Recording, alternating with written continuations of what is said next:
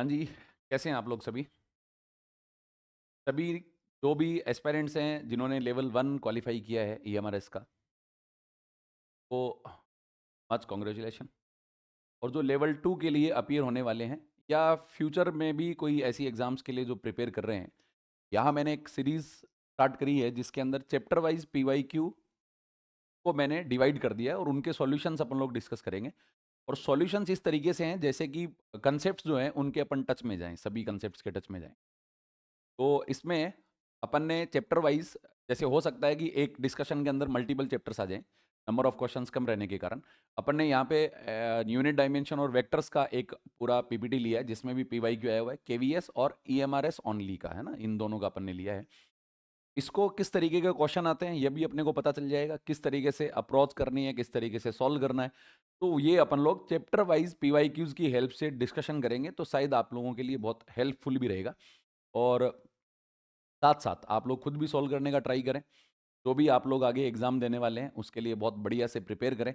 तो question number मैं 1 से यहाँ पे डिस्कशन करूँगा आप लोगों के सामने। क्वेश्चन नंबर 1 अपने को गिवन है, ध्यान दें देखो, कि इसमें ये गिवन है consider the 2 statements given below. पहला है when percentage error in the measurement of mass. देखो, मास के मेजरमेंट में परसेंटेज एरर गिवन है 2% एंड जो आगे अपने पास में स्पीड है उस स्पीड के मेजरमेंट में परसेंटेज एरर गिवन है 1%। तो आपसे बोला गया the percentage error in measurement of जो अपने काइनेटिक एनर्जी है उसके अंदर 4% आएगा। ठीक है भाई, काइनेटिक एनर्जी का रिलेशन जनरली अपन लोग जानते हैं 1/2 mv² के बराबर। ये तो मैथमेटिकल कांस्टेंट है तो इसका तो अपने कोई फर्क नहीं पड़ेगा। तो के में आने वाला परसेंटेज एरर जो होगा एम का परसेंट प्लस साथ में 2 टाइम्स ऑफ, यहाँ अपन बोल सकते हैं वेलोसिटी का जो परसेंटेज एरर आता है। मास का परसेंटेज एरर अपने को 2% गिवन है, प्लस का 2 इंटू 1% है। That means total percentage error कितना परसेंट आया, 4%। ठीक है, तो मैं ये बोल सकता हूँ कि अपने पास में जो भी ये गिवन है स्टेटमेंट 1 ये करेक्ट स्टेटमेंट है। ठीक है, दूसरा ये कह रहा है the kinetic energy of the object is given by half into mass into speed का स्क्वायर। एक्चुअल में स्क्वायर में लिखा हुआ है, बिल्कुल सही बात है। इसका मतलब स्टेटमेंट 1 भी करेक्ट है और स्टेटमेंट 2 इसका करेक्ट भी है और साथ साथ इसको एक्सप्लेन भी कर रहा है, क्योंकि काइनेटिक एनर्जी का रिलेशन यही देंगे। तो अपन लोग ये बोल सकते हैं both S1 and S2 are correct and S2 is the correct explanation of S1। तो option number C will be the correct answer. ठीक है, बेसिक क्वेश्चन है, कोई ज़्यादा ऐसे मतलब टिपिकल नहीं है। नेक्स्ट जो क्वेश्चन है अपने पास में वो गिवन है, क्या गिवन है देखो ध्यान दो, डायमेंशन से बेस्ड है। ये कह रहा है जो अपने पास में ए है ना, ए, ये ए का वैल्यू बी का पावर पी और सी का पावर क्यू से गिवन है। और यहाँ ए बी और सी किसी क्वांटिटीज को रिप्रेजेंट कर रहे हैं जिनके यूनिट्स अपने को गिवन है। ठीक है, तो आपको ये बताना है पी और क्यू के जो वैल्यूज आएंगे वो क्या आएंगे। तो बात सुने देखो सारे ध्यान से, कि अपन डायमेंशन एनालिसिस में पढ़ते हैं कि दोनों तरफ का जो फॉर्मूला आप बनाते हैं वो डायमेंशनली करेक्ट तभी होगा जब दोनों तरफ के यूनिट्स इक्वल होंगे, दोनों तरफ के डायमेंशंस इक्वल होंगे, उनका फिजिकल मीनिंग जो होगा, सिग्निफिकेंस होगा, वो इक्वल होगा। ठीक है, तो अपन लोग यहां से अगर ए की बात करते हैं तो सबसे पहले ए में ये गिवन है न्यूटन पर केजी सेकंड की पावर 3। तो मैं देखो इसको कुछ सिंप्लीफाई कर देता हूं कि न्यूटन, इसको मैं पर केजी लिखूंगा तो न्यूटन पर केजी, तो इसका मतलब एफ बाई एम है और एफ बाई एम का मतलब ये एक्सेलरेशन ही मान सकता हूं। क्या मान सकता हूं, एक्सेलरेशन। और एक्सेलरेशन का जो मेरे पास में यूनिट होता है वो होता है मीटर पर सेकंड स्क्वायर के बराबर। तो यहां से तो सीधा सीधा लिख लेते हैं, तो पहले वाला जो बनेगा मैं बोलूंगा metre per second square into में सेकंड क्यूब बराबर पी का अपने को गिवन है मीटर सेकंड स्क्वायर और इनके लिए पावर गिवन है पी, और जो सी मेरे पास गिवन है उसका है मीटर स्क्वायर सेकंड इनवर्स और इसका जो पावर गिवन है वो क्यू गिवन है। ठीक है, तो अपन यहां से अगर मैं सॉर्ट आउट करता हूं, ये सेकंड बचा, डायमेंशन लिखेंगे तो ये L1 और T1 आ गया बराबर में। यहां पे अपन लोग बोल सकते हैं L1 T2 का पावर P आया और इस वाले में अगर अपन लोग बोलें तो L2 और T-1 इसका पावर Q आ गया। ठीक है, डायमेंशंस अगर इक्वेट करें तो इधर वाले लेंथ के डायमेंशन और इधर वाले लेंथ के डायमेंशन दोनों सेम होने चाहिए। तो अपन लोग अगर बात करते हैं तो इसका बोले इधर का डायमेंशन 1 है, ये P आ गया, ये 2Q आ गया। तो अपन लोग लिखेंगे P plus 2Q equals to आना चाहिए 1। ठीक है, उसके बाद में T वाले की बात करते हैं तो T वाले में लिखेंगे 2P और साथ में मैं लिख देता हूं माइनस क्यू के बराबर। तो ये माइनस क्यू आया तो ये भी मैं बोल सकता हूं ये भी 1 के बराबर आएगा। अगर इन दोनों इक्वेशंस को अपन लोग सॉल्व करते हैं, दोनों इक्वेशंस को सॉल्व करने से जैसे मान लो कि मैंने बोला यहां से कंडीशन ये बन रहा है, तो एक काम करते हैं इसको 2 से मल्टीप्लाई कर लेते हैं। 2 से मल्टीप्लाई करेंगे तो हो गया 4P माइनस का 2q इक्वल्स टू मेरे पास में आ गया 2 के बराबर। और इन दोनों को अगर ऐड करेंगे तो 2q से 2q क्या हो जाएगा, कैंसिल आउट हो जाएगा। तो यहां से अपने पास में बनेगा 5p बराबर का 3 बन गया।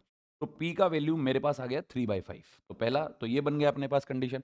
तो p का वैल्यू अगर 3/5 है तो ध्यान से देखो एक ही ऑप्शन में है, और p का वैल्यू मैं 3/5 लूंगा तो q का वैल्यू तो इजीली वैसे ही सोल्व हो जाएगा। यहां से लिखूंगा 3/5 प्लस का 2q इक्वल्स टू 1। तो अपन लोग बोल सकते हैं 2q is equals to 1 minus का 3/5।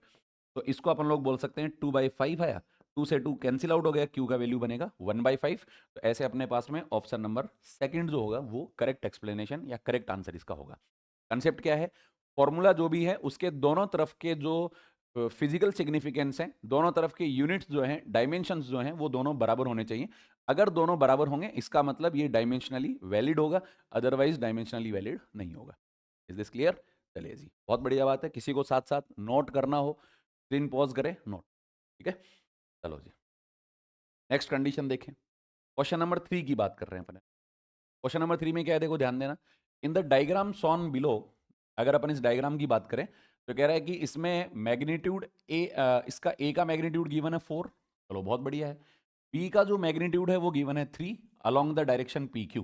देखो पी क्यू का डायरेक्शन गिवन है, तो अपने X component of A plus B क्या आएगा, X component of A plus B. ये ए और बी का नहीं पूछ रहा है, इनके रिजल्टेंट का कंपोनेंट पूछ रहा है, एक्स कंपोनेंट। तो कोई दिक्कत नहीं है, अपन सॉल्व कर लेते हैं। देखो ए का मैग्नीट्यूड बोलो कितना था, 4 था। ठीक है, तो अगर मान लो मैं ए प्लस बी लिखता हूं, ए प्लस बी करने से हो सकता है इनमें ऐसे आ जाए, ए एक्स प्लस बी एक्स, इनका आई कैप कॉम्पोनेंट होगा। कौन सा कॉम्पोनेंट होगा, आई कैप। ठीक है, उसके बाद अगर मैं बोल सकता हूं तो ये मैं लिखूंगा ए वाई प्लस बी वाई, और ये कॉम्पोनेंट आ सकता है, बोलो कौन सा, जे। तो सबसे पहले दोनों के एक्स और एक्स कंपोनेंट्स को अपन फाइंड आउट करते हैं। ए का देखो यहाँ एंगल 30 डिग्री गिवन है, मैग्नीट्यूड इसका 4 है। तो मैं एक काम करता हूँ, इसका एक्स कंपोनेंट लिखता हूँ 4 cos 30, और cos 30 का वैल्यू मैंने लिख दिया यहाँ से √3/2। ठीक है, तो अपन √3/2 लिखेंगे तो ये वैल्यू बन जाएगा 4 इंटू √3/2। तो अपन लोग ये बोल सकते हैं 2√3 के बराबर है। इसके बराबर है 2√3 के बराबर है। ठीक है, पहला आ गया। उसके बाद में जो अपने पास इसका मैग्नीट्यूड है, इसका मैग्नीट्यूड अपने पास में 3 है। ठीक है, मैग्नीट्यूड अगर इसका 3 होगा तो इधर वाला कंपोनेंट आएगा 3 इंटू कॉस 60, और 3 इंटू कॉस 60 आएगा तो कॉस 60 1/2 हो गया। तो मैं इस वैल्यू को बोल सकता हूं ये 3/2 के बराबर है। तो पहली कंडीशन ध्यान दें, पहली कंडीशन तो है ये 2√3 बन गया, उसके बाद में 3/2 बन गया। तो अगर इन दोनों का डायरेक्शन देखो, ये भी आई कैप में आएगा, इसका एक्स कंपोनेंट भी, और इसका भी एक्स कंपोनेंट आई कैप में आएगा, दोनों को ऐड कर देते हैं। दोनों को ऐड करेंगे तो अपने पास जो वैल्यू बनेगा वो आ जाएगा 2√3 प्लस का आ गया 3/2।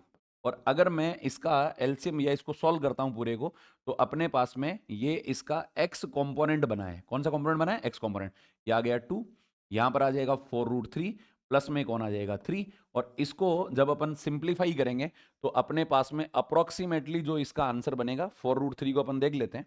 यहां से अगर अपन लिखें 4 इंटू में, और ये आ जाएगा 1.7, प्लस में आ गया 3 डिवाइडेड बाई 2।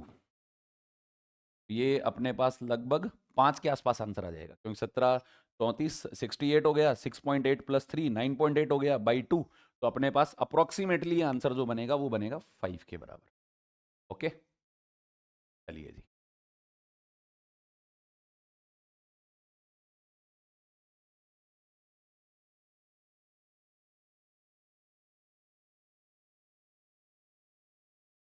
नेक्स्ट कंडीशन देखें। नेक्स्ट जो अपने पास में क्वेश्चन है वो क्वेश्चन नंबर अपने पास में है 4। ध्यान देना क्या क्वेश्चन से समझे। ये कह रहा 4 2 vectors A and B, A plus B and A minus B always true. ये कह रहा है दोनों इक्वल आने चाहिए। एडिशन का मैग्नीट्यूड, सब्ट्रैक्शन का मैग्नीट्यूड दोनों बराबर आने चाहिए। एडिशन का मैग्नीट्यूड और सब्ट्रैक्शन का मैग्नीट्यूड बराबर एक ही कंडीशन में आ सकते हैं, when both are mutually perpendicular. क्योंकि अपन जानते हैं इसका फॉर्मूला बनेगा under root of A square plus B square plus 2ab cos theta. इसका बनेगा under root of A square plus B square minus 2ab cos theta. अगर दोनों इक्वल होंगे ये एक ही कंडीशन में आएंगे, जब अपने पास में थीटा का वैल्यू 90 होगा। सिंपल क्वेश्चन है, कोई ज़्यादा कॉम्प्लिकेटेड है नहीं। तो अपन लोग बोल सकते हैं ये पहला ए परपेंडिकुलर टू बी। ठीक है, व्हेन आइदर ए और बी इज जीरो, ए और बी इज जीरो, बिल्कुल सही बात है। तो यहाँ से भी अपन लोग लिख सकते हैं या तो ए जीरो हो या बी जीरो हो। तो देखो ध्यान देना भाई, अगर ए जीरो आ गया तो अपने पास में इक्वल नहीं आ सकते। ए जीरो लिखा तो ये बी बनेगा और ये माइनस बी बनेगा, तो इक्वल नहीं है, तो नेगेटिव वेक्टर्स हैं। ठीक है। अच्छा, उसके बाद में A equals to B not equals to zero, and A and B are either parallel और एंटी पैरेलल, ये भी गलत बात है। तो अपन लोग इसमें बोल सकते हैं ओनली ए कंडीशन बनेगा, तो अपन लोग बोलेंगे ऑप्शन नंबर सी के बराबर। अच्छा, मैग्नीट्यूड की अगर बात कर रहा है, सॉरी मैं बात कर रहा हूं मैग्नीट्यूड की बात कर रहा है, तो मैं बोल सकता हूं ए अगर जीरो हो गया, यहां जीरो हो गया, तो ये बी और ये माइनस बी बनेगा, मैग्नीट्यूड तो सेम ही है। तो अपन लोग ये बोल सकते हैं ऑप्शन जो है ना इसका, ए और बी दोनों पॉसिबल है। कौन कौन सा पॉसिबल है? ए भी पॉसिबल है, बी भी पॉसिबल है। दोनों इक्वल या तो तब होंगे जब दोनों के मैग्नीट्यूड बराबर होंगे। या मैं बोल सकता हूं कि अगर ए को जीरो कर दिया तो ये या तो प्लस बी होगा और ये माइनस बी होगा। तो माइनस बी का मतलब अपन लोग बोल सकते हैं मैग्नीट्यूड तो उतना ही है, माइनस किसको रिप्रेजेंट कर रहा है? डायरेक्शन को।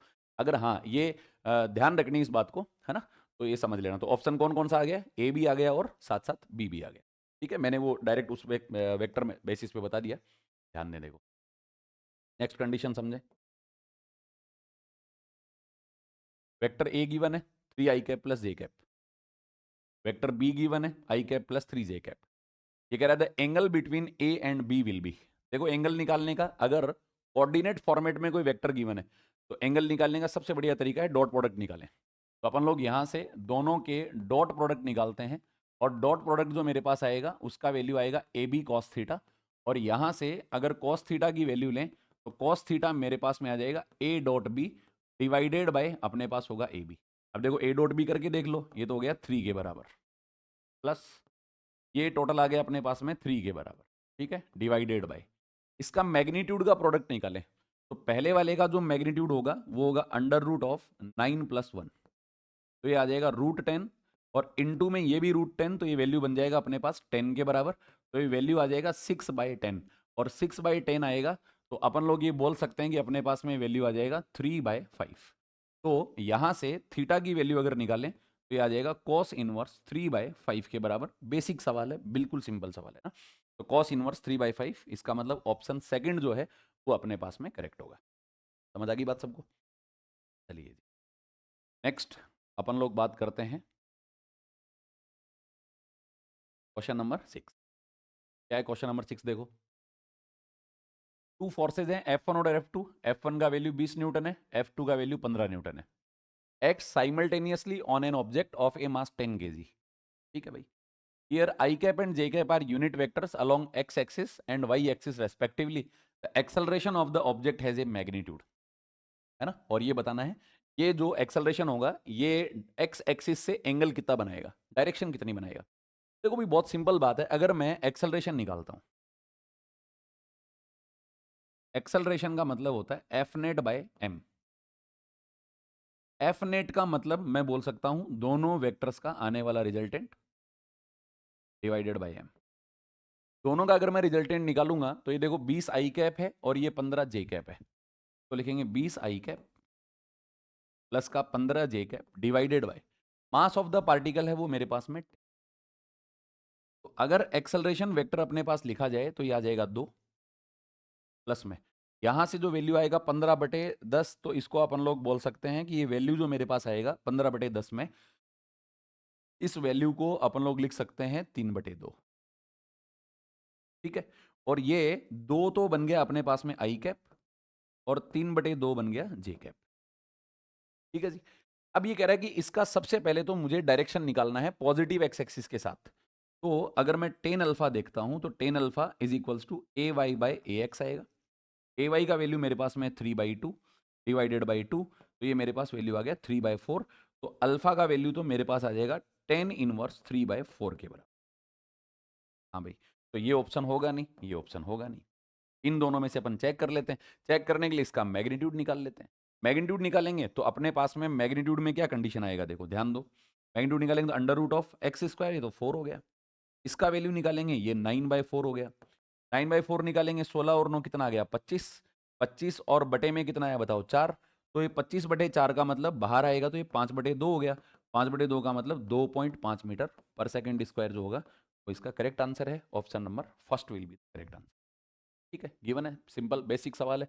फोर्स मान लो, वेक्टर मान लो, दोनों को मिला करके सॉल्व किया गया। ठीक है जी। नेक्स्ट क्वेश्चन देखें, क्वेश्चन नंबर है 6, ध्यान दो। ये कह रहा है P and Q have a maximum and minimum result of 10 and 6। Maximum result कोई भी वेक्टर कब बनाते हैं? मैक्सिमम रिजल्ट तब बनाते हैं जब दोनों ही वेक्टर्स अपने पास जो हों वो सेम डायरेक्शन के अंदर हों, और सेम डायरेक्शन के अंदर होंगे तो अपन लोग बोलेंगे p प्लस क्यू का जो वैल्यू है वो तो है अपने पास में 10, और p माइनस क्यू का जो वैल्यू है वो वैल्यू है 6। ठीक है, पहले तो इनकी वैल्यूज निकाल लेते हैं, ये कैंसिल आउट हो गया। मैं लिखूंगा 2p, 2p का वैल्यू आया 16, तो मैं बोलूंगा p का वैल्यू मेरे पास में है 8। और अगर p का वैल्यू मेरे पास में 8 आ गया तो अपन लोग बोलेंगे जो q का वैल्यू है ना, q का वैल्यू है, उस q के वैल्यू को अपन लोग बोल सकते हैं q बराबर आ जाएगा। ये तो p और q के अपन ने वैल्यूज फाइंड आउट कर लिए। अब आगे की बात सुनो। ये कह रहा है p डैश, मतलब p का अपन ने एक नया वेक्टर बनाया, p डैश बनाया, has a magnitude of 25% less than p, मतलब 25% इसका कम होना चाहिए। अब देखो एक बात सोचना ध्यान से, ये जो p वेक्टर है इसका जो 25% होगा, इसका मतलब फोर्थ पार्ट होगा, फोर्थ पार्ट का मतलब 2 होगा, तो मेरे पास में जो p डैश आएगा उस p डैश की वैल्यू को मैं बोल दूंगा 6 आएगा।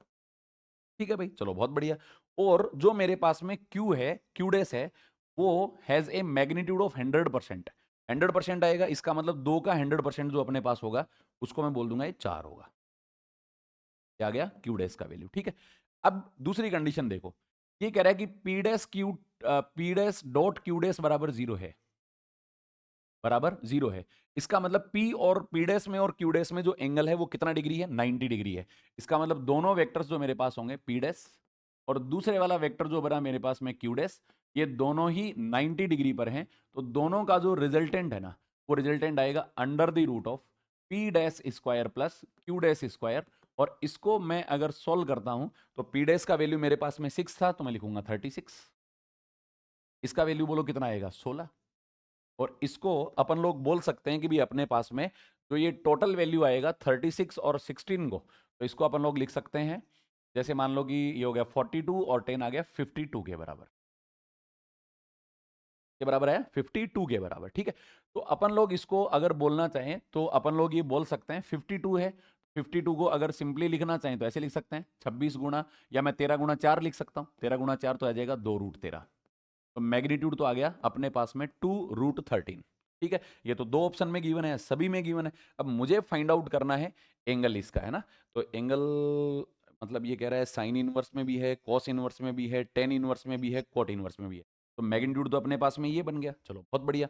अब अपने इसका एंगल निकालते हैं। जैसे मान लो ये मैंने बोल दिया पी डैश है, ये वाला मान लो क्यू डैश है, और यहां से मैंने एंगल ले लिया, ये एंगल ले लिया अल्फा, तो मैं लिखूंगा 10 alpha this is equals to Q dash का वैल्यू मेरे पास में है 4, और इस वाले का वैल्यू जो अपने पास आ रहा है पी डैश का वैल्यू आया था वो आया था 6, तो मैं इसको लिखूंगा 2/3। तो अपने पास अल्फा का वैल्यू आया 10 इनवर्स 2/3 है, लेकिन ये कहाँ से है? पी डैश से है। तो पी डैश से जो इसका वैल्यू गिवन है पी डैश से 10 इनवर्स 2/3 के बराबर है, तो option number third will be the correct answer. ये अपना करेक्ट हो जाएगा। सिंपल लॉजिकल बात है, कोई ज़्यादा अपन ने घुमाया फिराया नहीं है, लिख सकते हैं। थोड़ा सा हल्का सा कैलकुलेटिव सवाल है, ठीक है, अच्छा क्वेश्चन है। नेक्स्ट देखो क्वेश्चन नंबर 8, सिमिलर आएगा, उसमें मैं ज़्यादा टाइम स्पेंड नहीं करूंगा। ये दो वेक्टर गिवन है और सेम कंसेप्ट पे अपने पास में क्वेश्चन रिपीटेड है। मैं कह रहा हूँ ए वेक्टर गिवन है, बी वेक्टर गिवन है, I cap J cap unit vector है, the angle between A and B when they're coincide is equal to. ठीक है ना, मतलब ये दोनों कोइंसाइड हैं, और अगर इसका मतलब दोनों के बीच में एंगल अगर अपन निकालें तो वही मेथड है, अपने को cos थीटा फाइंड आउट करना है। cos थीटा फाइंड आउट करने के लिए अपन लोग लगाएंगे a dot B divided by, यहाँ से पुट कर देंगे ए बी के बराबर। तो यहाँ से अपन दोनों के बीच में किसका वैल्यू निकाल सकते हैं? थीटा का। Angle between vectors find out कर सकते हैं। क्लियर? चलो जी, नेक्स्ट है क्वेश्चन नंबर 9। देखो उसको मैंने जानबूझ के नहीं बताया, कर सकते हैं आप, ऐसा क्वेश्चन पहले आ चुका है अपने पास में, तो ज्यादा उसके ऊपर फोकस करके टाइम स्पेंड नहीं करना है। ठीक है, F1 F2 given, F1 given है, F2 गिवन है, act simultaneously on A ball. Repeat question है बिल्कुल, है ना। तो अपने से पूछ रहा है मास इसका 1 kg है, unit vector along X axis, the acceleration of the ball has a magnitude and it makes angle of. देखो वही बात है, बोलो ए कैसे निकालोगे? ए निकालोगे F नेट बाई एम से, और एफ नेट बाई एम से निकालने के बाद अब देखो सेम रिपीट है, वो तुम्हें करना चाहिए, मैं बार बार करता रहूंगा उसका कोई मतलब नहीं निकलेगा। ठीक है, तो ए निकाल देंगे, ए के दोनों कंपोनेंट आएंगे, x1 और x2, x और y दोनों आएंगे, तो मैं लिखूंगा f1 plus f2 divided by, बोलो यहाँ पे कौन आएगा, m आएगा, और यहाँ से अपन लोग इसका डायरेक्शन भी निकाल सकते हैं। आप निकाल पाएंगे आराम से, मैं इसके आंसर तक नहीं जा रहा हूँ, सिंप्लीफाई करके आप लोग इजीली सॉल्व कर सकते हैं। मैंने ऐसा क्वेश्चन पहले डिस्कस कर लिया, करा दिया है, अपंगता के शिकार नहीं बनना है, जो हो गया उसको आप खुद से सॉल्व करने का ट्राई करें एक बार। ठीक है, चलो जी क्वेश्चन नंबर 10 देखते हैं। ये कह रहा है the maximum number of rectangular components into which a vector can be split in its own plane, खुद के प्लेन में कितनी बार तोड़ सकते हैं, 2 बार। जैसे मान लो कोई वेक्टर लिया मैंने और इसके अपने खुद के प्लेन में प्रेजेंट है, तो ये बना सकता है, बोलो ये अब कोई भी एंगल लिया अल्फा, इसके इधर वाला एक्स कंपोनेंट आएगा, दूसरे वाला कौन सा आएगा वाई, तो अपन लोग बोल सकते हैं 2 कंपोनेंट। अगर इसमें ये लाइन मेंशन नहीं होती तो अपन लोग बोल सकते हैं कंपोनेंट कितने ही बना लो, इनफाइनाइट कंपोनेंट, जहां जैसी रिक्वायरमेंट है, जिससे जिस एंगल के साथ निकालना, कितने कंपोनेंट बनाओ, है ना। तो इसका मतलब खुद के प्लेन में 2 कंपोनेंट बनेंगे, एक्स कंपोनेंट वाई कंपोनेंट। ठीक है जी, चलो क्वेश्चन नंबर 11, बेसिक क्वेश्चन। ये कह रहा है there are N coplanar vectors each of magnitude X, मतलब सबके मैग्नीट्यूड बराबर है। ठीक है, each vector is incline to the preceding vector at an angle of 2 pi by N, the magnitude of their resultant will be. देखो बहुत simple बात है, एक बेसिक एग्जांपल से लेते हैं। मान लो 4 वेक्टर हैं और चारों बराबर हैं, और इनके बीच में अगर एंगल आ जाए 2 पाई बाई 4, है ना, 2 पाई बाई एन, तो बोलो एंगल कितना है, पाई बाई 2, तो सबके बीच में एंगल 90 डिग्री है। 90 डिग्री होगा तो ये ऐसे बनेंगे, एक इधर बना, एक इधर बना, एक इधर बना, एक इधर बना, सारे एक दूसरे को क्या कर देंगे, कैंसिल आउट। तो मैं कह रहा हूँ एफ नेट जो आएगा वो एफ नेट बोलो कितना आएगा, 0 आएगा। इसका मतलब सेम मैग्नीट्यूड के और 2 पाई बाई एन एंगल पर वेक्टर्स प्रेजेंट होते हैं, रिजल्टेंट 0 बनाते हैं। 4 ले लो, 6 ले लो, 10, 15, 20, जितनी मर्जी लेना चाहो आंसर ले लो, आंसर अपने पास कितना आएगा, 0 के बराबर। ठीक है जी, चलो नेक्स्ट क्वेश्चन अपने पास में है, नेक्स्ट है क्वेश्चन नंबर 12। ठीक है, क्या था देखो ध्यान दे, सेम रिपीट हो रहा है, उसको ज़्यादा टाइम नहीं दूंगा, मैं पहले भी बोल चुका हूं आप लोगों को। तो ए और बी में गिवन है, अपने पास में बी वेक्टर और ए वेक्टर दोनों given, where I cap unit vector along X axis and Y axis respectively, the angle between A and B. तो ए और बी के बीच में एंगल निकालने का वही तरीका है, बोलो कैसे निकालें, ए डॉट बी बराबर ए बी कॉस थीटा। तो अगर मैं कॉस थीटा की वैल्यू यहाँ से लिखना चाहूंगा, तो मेरे पास में बनेगा A dot B divided by मेरे पास होगा ए बी। तो ए डॉट बी अगर सॉल्व करेंगे तो ये सबसे पहले तो आ गया मेरे पास में 2, के बाद में आ गया 8, सॉरी 4, 2 और 4 divided by under the root of. बोलो अगर इसको लिखना चाहिए अपन लोग तो इसको लिख सकते हैं, जैसे मान लो कि अपन इस वैल्यू को लिखेंगे तो √85 में तो कैसे जाएगा, पॉसिबल नहीं है ना। There tales coincide is cos inverse by √45, 4 by √45, 85, 6 by √85, 10 by √85। चलो करके देखते हैं कि अपने पास में वैल्यू आ गया 6। चलो भाई, इसका अगर मैं लिखूंगा, बी का मैग्नीट्यूड अगर लिखना है, ए का मैग्नीट्यूड लिखना है, ए का मैग्नीट्यूड मैं लिख सकता हूं, बताओ किसके बराबर होगा। ये तो आ जाएगा अपने पास में 16, और एक कितना आ गया 17। ठीक है भाई, ये तो इसका मैग्नीट्यूड है इनटू में। अगर मैं इसका मैग्नीट्यूड लिखना चाहूं तो ये मैग्नीट्यूड मेरे पास में बताओ कितना आएगा, ये अंडर रूट ऑफ 4 प्लस 1 हो गया, तो बन ही गए, तो √5 आ गया। तो अपन लोग बोल सकते हैं यहां से 6 डिवाइडेड बाई √85, तो अपने पास अल्फा इक्वल्स टू ये cos inverse 6 by √85, option number C will be correct. Multiply करके लिख दिया दोनों को। क्वेश्चन नंबर 13 देखो भाई, क्वेश्चन नंबर 13 क्या है, अगर F1 16 ई कैप है, F2 12 जे कैप है, सेम वही के वही, ऐसे देखो 5 kg वो सब आ गया, 10, रिपीट क्वेश्चन है बिल्कुल, है ना, X axis Y axis respectively, the acceleration of the object has a magnitude and makes an angle of with X axis. खुद करेंगे, खुद करके आंसर अगर कोई देख रहा होगा तो खुद से पोस्ट करने की भी हिम्मत रखना ना, सोल्व करना आराम से, कोई दिक्कत नहीं है। नेक्स्ट देखो क्वेश्चन नंबर 14 क्या बोल रहा है, ध्यान दो, वही बात आ गई दोबारा। ए प्लस बी और ए माइनस बी अगर दोनों बराबर हैं, angle between A and B बोलो कितना आएगा, 90 डिग्री आएगा। यहाँ थोड़ा सा मैं एक्सप्लेन कर देता हूँ। Under the root of, addition का मैग्नीट्यूड क्या होता है, A square plus B square plus 2ab cos theta, बराबर में यहाँ से आया under the root of A square plus B square minus 2ab cos theta. Class में जो करवाते हैं उसकी तुलना में तुम्हें लगेगा कि ये बड़ा टाइम पास टाइप काम है। अगर दोनों बराबर आ गए तो बराबर आएंगे तो अपन ये बोल सकते हैं ये दोनों तो कैंसिल आउट हो गए। ये टोटल आ गया अपने पास में 4ab cos theta, is equals to कितना आएगा बताओ, 0। और यहाँ से मैं लिख सकता हूँ 0 आ गया तो थीटा का वैल्यू बोलो कितना होगा, पाई/2। This is the correct answer. ठीक है, स्पीडली इसलिए बता रहा हूँ, एग्जाम में भी स्पीड से सॉल्व करना पड़ेगा तभी काम चलेगा, नहीं तो नहीं चलेगा। क्वेश्चन नंबर 15 देखो भाई, डायमेंशन का क्वेश्चन है। ये कह रहा है प्लैंक कांस्टेंट और एंगुलर मोमेंटम का अपने को रेशियो बताना है, किसके बराबर आएगा। कोई बात नहीं, प्लैंक कांस्टेंट क्या होता है भाई, प्लैंक कांस्टेंट जूल सेकंड, पूरा सॉल्व करके ही बता देता हूँ। एंगुलर मोमेंटम का फॉर्मूला क्या होता है, अगर अपन लोग लिखना चाहें तो वैसे जनरली बोलते हैं तो आर क्रॉस पी होता है, वैसे तो आर का हो गया मीटर, पी बोलो क्या होता है, एमवी, एमवी का मतलब केजी, साथ में आएगा मीटर पर सेकंड, तो अपने पास में इसका होता है केजी मीटर स्क्वायर पर सेकंड। ठीक है जी, तो इसको अपन लोग लेते हैं केजी मीटर स्क्वायर पर सेकंड का मतलब सेकंड स्क्वायर। ठीक है जी, जूल को अपन लोग क्या लिख सकते हैं, केजी मीटर स्क्वायर अपॉन में सेकंड स्क्वायर इनटू, पहले से सेकंड स्क्वायर है, केजी है, मीटर स्क्वायर है, केजी से केजी गया, सेकंड स्क्वायर से सेकंड स्क्वायर गया, मीटर स्क्वायर से मीटर स्क्वायर गया, कोई डायमेंशन नहीं बचा। ऐसा एक के साथ होता है एंगल के साथ, एंगल का बोलो डायमेंशन होगा या डायमेंशन लेस होगा, डायमेंशन लेस, तो एंगल अपने पास में इसका करेक्ट आंसर हो जाएगा। क्लियर, वैल्यू यूनिट रख के देख लो, सिंपल बात है ना। क्वेश्चन नंबर 16 देखें भाई, डायमेंशन मैच करने का है, शायद ये तो अपने को बहुत अच्छे से आता होगा, एक इसमें मिसिंग है तो मैं बता दूंगा क्या है। देखो, एक तो कॉफिशिएंट ऑफ विस्कोसिटी है, तयांता गुणांक, सरफेस टेंशन है, जो जो इजीली कर सकते हो उनको मैच कर लो। F/L ये न्यूटन पर मीटर होता है, इसका होता है M1 L1 और T-2, ये आ गया L1, ये कैंसिल आउट हुआ, बोलो क्या बचा, M1 L0 और T-2। ऐसा कहां पर मैच हो रहा है, इसका मतलब Q में मैच हो रहा है, तो अपन लोग बोलेंगे B वाले का तो Q आएगा। ठीक है, ऐसे दो ऑप्शन है, ए भी हो सकता है बी भी हो सकता है। चलो एक और मैच कर लेते हैं, एक और मैच करने पे ध्यान दें, और आगे भी देखो कॉमन आ रहा है, ये आर और आर आ रहा है। ठीक है भाई, तो अब दूसरी बात देखो, coefficient of viscosity energy per unit volume की भी बात कर रहे हैं, और यहां एक जो मिसिंग है वो यंग्स मॉड्यूलस है। कौन है बताओ, यंग्स मॉड्यूलस, इसको गिवन है। आप लोग जानते हो यंग्स मॉड्यूलस का जो यूनिट होता है वो प्रेशर के बराबर ही होता है, तो प्रेशर के बराबर होगा तो उस वाले को अपन लोग प्रेशर को बोलो क्या लिखते हैं, पास्कल लिखते हैं, और न्यूटन पर मीटर स्क्वायर लिखते हैं। तो इसका आता है, ये मैं लिखूंगा M1, साथ में जो मेरे पास वैल्यू आएगा M1 L1 T-2 divided by L2, M1 L-1 और T-2 आएगा, तो ये आ गया P आ गया।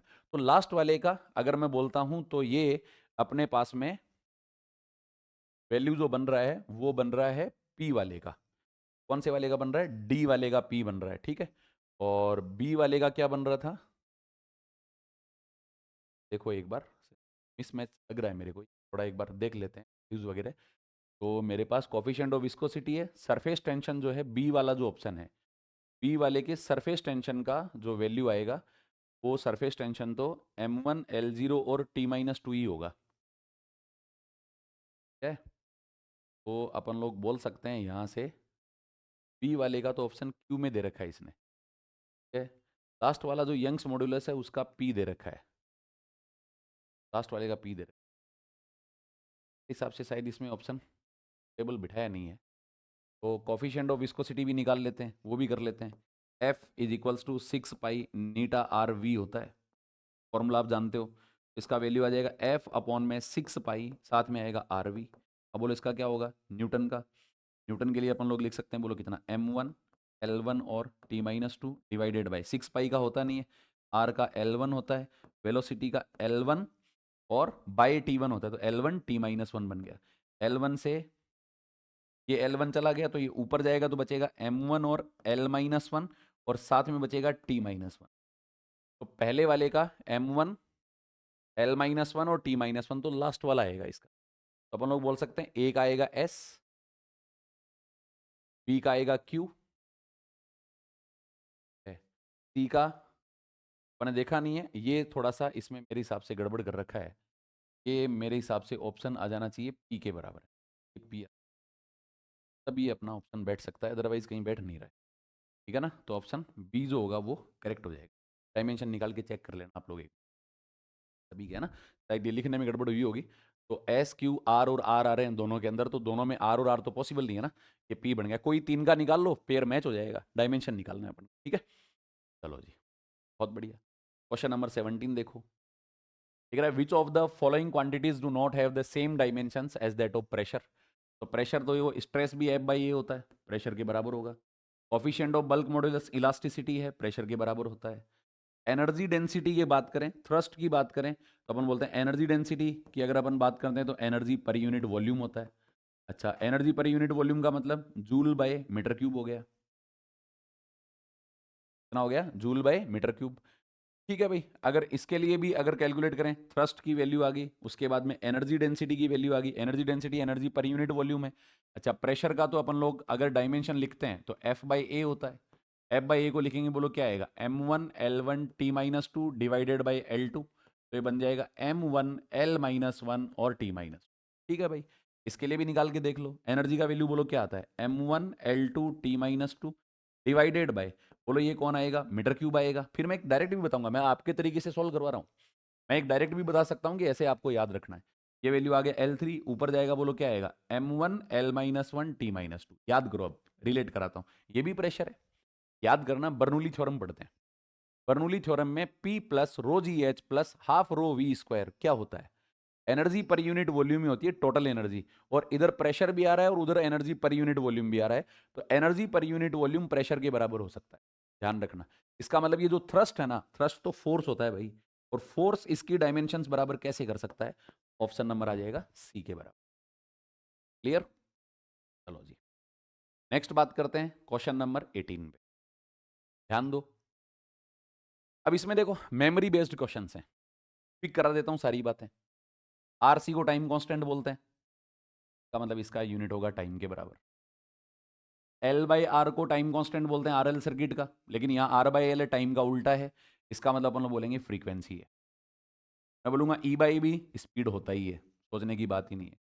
Under root of mu naught epsilon naught speed inverse होता है, क्योंकि इलेक्ट्रोमैग्नेटिक वेव का स्पीड निकालते हैं अपन 1/√ऑफ म्यू नॉट और एप्सिलॉन नॉट निकालते हैं। तो अपने पास में जो ऑप्शन बनेगा यहाँ पे देखो, ध्यान दो, ये PQRS है, तो सी वाले में बोलो क्या बन जाएगा अपने पास में?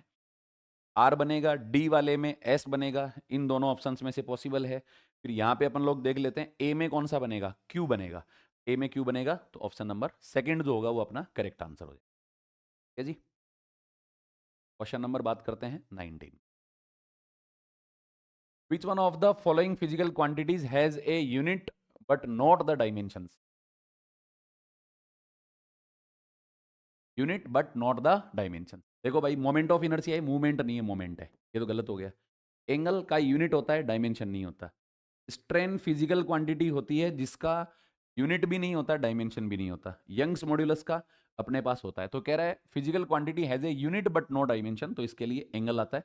यूनिट अपन लोग इसका मेजर करते हैं रेडियन में, और दूसरा मेरे पास में आता है स्टेरेडियन के अंदर। दो पॉसिबिलिटी है, दोनों में ऐसा हो सकता है। क्लियर बात? आगे समझ। नेक्स्ट देखो, क्वेश्चन नंबर 20 है।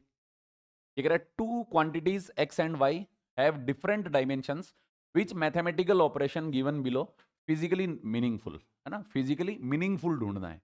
मीनिंगफुल कौन सा है? देखो, दो अलग अलग डायमेंशन है, मान लो केजी है और मान लो मैं मीटर बोल देता हूँ, ठीक है। भाई दोनों को जोड़ के मैं कोई कोई फाइनल रिजल्ट थोड़ी निकाल सकता हूँ, ऐसा पॉसिबल ही नहीं है। सेम फिजिकल सिग्निफिकेंस की क्वांटिटीज ही ऐड होंगी, सब्ट्रैक्ट होंगी, तो अपने पास ना ये पॉसिबल, ना ये पॉसिबल, ना ये पॉसिबल। डिवाइड और मल्टीप्लाई में कर सकता हूँ अलग अलग सिग्निफिकेंस की क्वांटिटीज से, और उनसे मेरे पास में कोई नई क्वांटिटी भी बन सकती। क्लियर बात? नेक्स्ट देखो, क्वेश्चन नंबर है 21। क्या कंडीशन है? टू रेजिस्टेंस R1 गिवन है, R2 गिवन है, सीरीज कॉम्बिनेशन में परसेंटेज एरर निकालना है। तो सीरीज कॉम्बिनेशन में देखो, रियल वैल्यू तो हो गया 15, R1 प्लस R2 बराबर RS बना। RS को भी मैं ऐसे लिखूंगा, RS plus minus delta RS। ये इसकी रियल वैल्यू है, ये इसके अंदर एरर है, तो मैं रियल वैल्यू बोलूंगा 15 है। और एरर अगर निकालें तो अपने पास ध्यान से देखो, सीरीज कॉम्बिनेशन में परसेंटेज एरर, इसमें बोल रहा है अपने पास में सीरीज कॉम्बिनेशन के अंदर। तो देखो दोनों ऐड हो गए, दोनों ऐड होंगे तो मेरे पास में वैल्यू आ गया 0.2। 0.2 परसेंटेज एरर कैसे निकालें भाई? परसेंटेज निकालने के लिए मैं करूंगा 0.2 डिवाइडेड बाई 15 इनटू में आ जाएगा 100%। This is called percentage error in measurement. Solve करोगे तो अपने पास में 3.33% के आसपास इसका आंसर आ जाएगा। बेसिक सवाल है, कर सकते हो आप आराम से, कोई दिक्कत नहीं। क्वेश्चन नंबर 22 देखें भाई। देखो, v स्पीड है, r रेडियस है, g ग्रेविटी एक्सेलरेशन है, then which of the following is dimensionless. Dimensionless पूछा है, ठीक है। बात सुनो, देखो ध्यान दो, इसको भी मैं रिलेट कर देता हूं। आपको अगर ध्यान हो तो v equals to under root of mu S R G एक रिलेशन आता है, mu S R G relation आता है सेफ वेलोसिटी सर्कुलर टर्न पे। हटाओ v स्क्वायर, बोलो म्यू एस का फॉर्मूला क्या आएगा, v square by R G. Mu S कौन होता है, फ्रिक्शन कोफिशिएंट, डायमेंशन लेस ही होता है, डायमेंशन लेस होता है। तो V square by R G कहां पर आ रहा है, ये आ रहा है सेकंड ऑप्शन में, डायमेंशन लेस। फोर्स क्या होता है, फ्रिक्शन फोर्स क्या होता है, mu S N, mu S तो डायमेंशन लेस ही आता है भाई। अपन लोग लिखते हैं एफ एस बराबर, मैं लिखता हूं म्यू एस एन, तो मेरे पास में म्यू एस का डायमेंशन आता है कि डायमेंशन लेस आता है, डायमेंशन लेस आता है। एफ एस बाई एन लिखोगे कोई डायमेंशन नहीं बनेगा, डायमेंशन लेस बनेगा, बेसिक बात। चलो क्वेश्चन नंबर है 23। ये कह रहा है कि कोई क्वांटिटी है मेरे पास में x और वो 3 cy² लिखा हुआ है, c कैपेसिटेंस है फेरेड में, भैया मैग्नेटिक फील्ड इन टेस्ला, ठीक है भाई। इनको सिंप्लीफाई कर लेते हैं थोड़ा सा, है ना। c का तो वैसे ही नहीं होगा, c कौन है अपने पास में, कैपेसिटेंस है। कैपेसिटेंस का फॉर्मूला है q बाई वी, ठीक है, c equal to Q by we.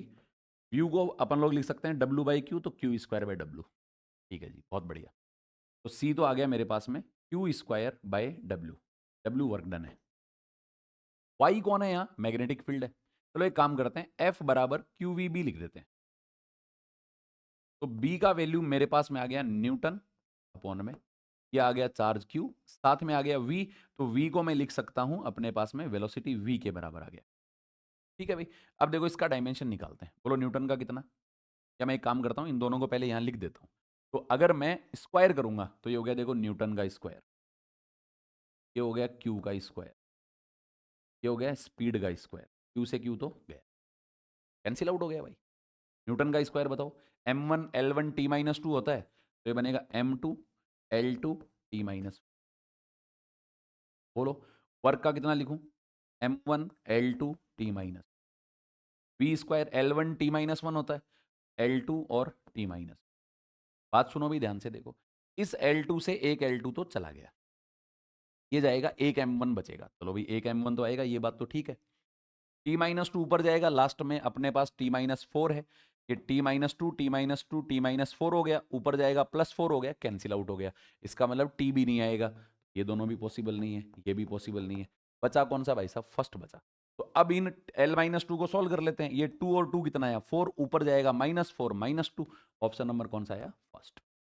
फॉर्मूले याद होंगे, मेमोरी थोड़ी सी शार्प होगी, क्वेश्चन जो गिवन डेटा है उसके बेसिस पे अपन लोग लिख, ठीक है जी। क्वेश्चन नंबर अपन ने 23 डिस्कस कर लिया। 24 देखो भाई, 24 में क्या है, वैल्यू गिवन है 600 मीटर और 600 millimetre.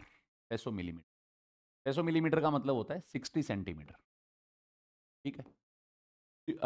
With due regard to the significant digit, इसको लिखना है। देखो एक बात सोचना ध्यान से, मैं कह रहा हूं 600 प्लस में यहां पर आएगा 0.6 आएगा, तो मैं लिखूंगा 600.6 मीटर के बराबर। तो मैं इसको अगर राउंड ऑफ करके लिखूंगा ना, तो 601 मीटर लिख दूंगा, 601 मीटर लिख, ठीक है। अगर मैं राउंडिंग ऑफ नहीं करता हूं तो फिर मेरे पास में ये आंसर सही होगा। तो मैं थोड़ा सा इस क्वेश्चन को कॉन्ट्राडिक्टरी मानता हूं। अगर एडिशन रूल है, मेरा पर्सनल ओपिनियन है, मैं ये ऑब्जेक्ट नहीं कर रहा, कि अगर मान लो सिग्निफिकेंट रूल है, तो सिग्निफिकेंट रूल ये कहता है जब भी आप क्वांटिटीज ऐड कर रहे हैं तो एडिशन के दौरान जो रिजल्ट आता है उसमें डेसिमल के बाद में लीस्ट सिग्निफिकेंट डिजिट वाली संख्या के अकॉर्डिंग डिसाइड करते हैं। और इन दोनों को जब ऐड करेंगे तो इसमें डेसिमल के बाद में एक प्लेस है, तो आंसर अगर सिग्निफिकेंट के रूल के हिसाब से माने तो ये भी बन सकता है, राउंड ऑफ करके माने तो 601 बन सकता है। एग्जाम ने इसको 601 माना हुआ है, अभी अपन में राउंडिंग ऑफ के बेसिस पे इसका आंसर दे, ठीक है जी। ओके, क्वेश्चन नंबर है 25। ज़्यादा बताने की आवश्यकता नहीं इसमें, तो time period of simple pendulum है, तो अपन लोग लिखते हैं T equals to 2 pi under the root of L by G, L का पावर हाफ, जी का पावर माइनस हाफ। ठीक है, ये ऐसे ही कर लेंगे, एल का पावर हाफ है, जी का पावर माइनस हाफ है, ऑप्शन डी करेक्ट हो जाए। बताओ कैसे बेसिक बेसिक सवाल आते हैं, थोड़ा सा ध्यान से पढ़ लिया जाए तो मेरे हिसाब से शायद कोई मुश्किल काम नहीं है। चलो ध्यान दो, देखो two statements are given below, one is labeled as assertion and other as a reason, दूसरा रीजन गिवन है ना। बात सुनो सारे, देखो तो मैं कह रहा हूं Young's modulus by density has a unit of metre per second, है ना, मीटर पर सेकंड। चलो चेक कर लेते हैं यंग्स मॉड्यूलस का, बोलो क्या होता है। यंग्स मॉड्यूलस तो वही होता है, प्रेशर के बराबर आएगा, तो प्रेशर के बराबर आएगा तो इसको अपन क्या लिख सकते हैं, न्यूटन। तो मैं लिखूंगा KG metre per second square into में, यहां पर बचेगा मेरे पास में मीटर क्यूब, क्या बचेगा बताओ, मीटर क्यूब बच जाएगा। तो यंग्स मॉड्यूलस की अगर मैं बात करता हूं तो यंग्स मॉड्यूलस तो प्रेशर के बराबर ही होता है, तो यहां से अगर अपन लोग ये बात करें तो अपन लोग ये बोलेंगे कि भाई यहां से मीटर स्क्वायर बचा। ठीक है, तो अपने पास कंडीशन बन जाएगा under root of kg divided by metre second, पहला तो ये आ गया। ठीक है भाई, has a unit of metre second per second के लिए पूछ रहा है। ठीक, दूसरा देखो, acceleration has a dimensions as that of 1 under root mu naught epsilon naught into T. देखो ये बात सुनना, ये तो वेलोसिटी होता ही है, ये तो वेलोसिटी होता है 1/√म्यू नॉट एप्सिलॉन नॉट, इसका तो मीटर पर सेकंड होता ही है। टी और बच गया तो ये सेकंड आ जाएगा, तो अपन लोग बोलेंगे ये मीटर पर सेकंड स्क्वायर होगा। ये तो सही बोल रहा है भाई साहब, देखो बात सुनो ध्यान से, अपन लोग ऐसे बोलेंगे ये करेक्ट है, ये इनकरेक्ट है। यंग्स मॉडुलस प्रेशर के बराबर आता है, यंग्स मॉडुलस का तो F/A होता है, तो प्रेशर का अगर अपन लोग निकालना चाहें तो केजी, एक मिनट प्रेशर का अपन ने नहीं लिखा क्या, चलो अपन लोग लिखते हैं यंग्स मॉडुलस का अपॉन में डेंसिटी है, शायद अपन ने तो लिखा नहीं डेंसिटी यंग्स मॉडुलस प्रेशर का अगर अपन लोग लिखें तो भी ये मैच तो नहीं होगा यार, F/A लिखूंगा। F/A का मतलब है M1 L1 और T-2, और ये एरिया का बोलो कितना आ जाएगा, मीटर स्क्वायर, और मीटर स्क्वायर आएगा तो अपने इसको लिख सकते हैं L2, तो भी बहुत बढ़िया L2 लिख सकते हैं। फिर ये जो मीटर स्क्वायर है, इस मीटर स्क्वायर को अपन लोग लिखना चाहेंगे तो मीटर क्यूब को L3 लिख देंगे। ठीक है, तो ये बन गया, और नहीं केजी तो रहेगा इसमें, बैठेगा नहीं काम, है ना, तो unit of metre per second बनेगा ही नहीं। तो अपन बोलते हैं A and R both are true and R is the correct, गलत हो जाएगा। A and R both are true and R is not the correct explanation of A, ये भी गलत है। A is true but R is false, ये भी गलत है। A is false R is true, ये सही है, इसका मतलब ऑप्शन डी जो होगा वो करेक्ट हो जाएगा। ठीक है, चलो जी, नेक्स्ट है question number 27। Physical quantity which have neither units nor dimensions, ना यूनिट होते हैं ना डायमेंशन होते हैं। देखो क्या पूछा गया है, देखो सिंपल सा सवाल है। पहला बोला स्ट्रेस, उसके बाद Poisson's ratio, bulk modulus, stress, pressure, इन सब के तो होते हैं, एक ही होता है सिग्मा, और जिसको अपन लोग इलास्टिसिटी में पढ़ते हैं थ्योरेटिकल और प्रैक्टिकल वैल्यूज। जो थ्योरेटिकल वैल्यूज होती हैं -1/2 से +1/2 होता है, प्रैक्टिकल वैल्यू 0 से हाफ तक होता है, ऐसे बोलते हैं। तो ये वाला ना तो यूनिट होता है और ना ही डायमेंशन। ठीक है जी, ओके सर। ये अपने पास में टोटल नंबर ऑफ क्वेश्चंस हैं 27। आई थिंक बहुत इजी लेवल है, रिपीटेड क्वेश्चंस हैं, और आप सोचो कि ये शायद मेरे हिसाब से 4 5 6 पेपर्स के अंदर से लिया गया, तो ऑन एन एवरेज अपन मान सकते हैं कि 6 18 24 4 क्वेश्चन एवरेज आते। पैटर्न सिंपल है, क्वेश्चन सिंपल है, चैप्टर इजी है, तो आई थिंक अपने को एग्जाम स्ट्रेटेजी के अकॉर्डिंग ये थोड़ा मेमोरी बेस्ड डायमेंशंस वगैरह की बातें तो याद रख लेनी चाहिए। इस क्लियर, मिलते हैं अगले वाले में 1D और 2D मोशन वाली सीरीज। ठीक है, थैंक यू सो मच। थोड़ा सा स्पीड से बताया, इसका कारण है क्योंकि अपन लोग न्यूमेरिकल्स को जितनी ज़्यादा स्पीड से PYQs को कवर करेंगे अपने लिए बेनिफिशियल है। Okay, thank you so much.